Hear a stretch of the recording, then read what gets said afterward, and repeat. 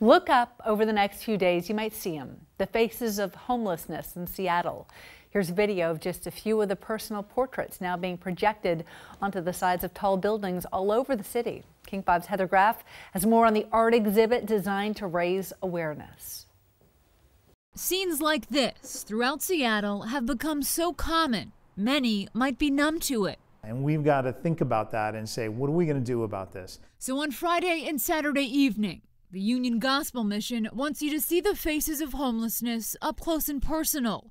The men and women living in tents or sleeping on sidewalks in this city. We came up with the idea to take the images to the street where the people have come from, so the majority of people can see them on an intimate basis and realize that this is a human problem, not a statistical one. And to demonstrate just how big that problem really is, this outdoor art exhibit is going even bigger, projecting the images onto the facades of Seattle buildings in an effort to draw attention to the homeless crisis, one powerful portrait at a time. I've experienced homelessness pretty much throughout most of my adult life in other states and here, and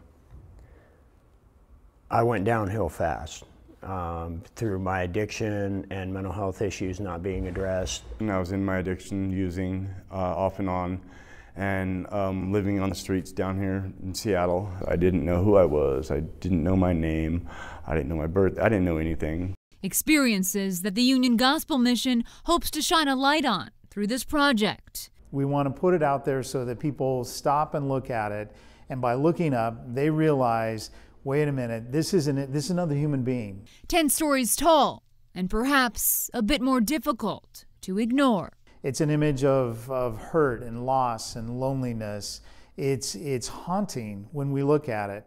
Heather Graf, King 5 News.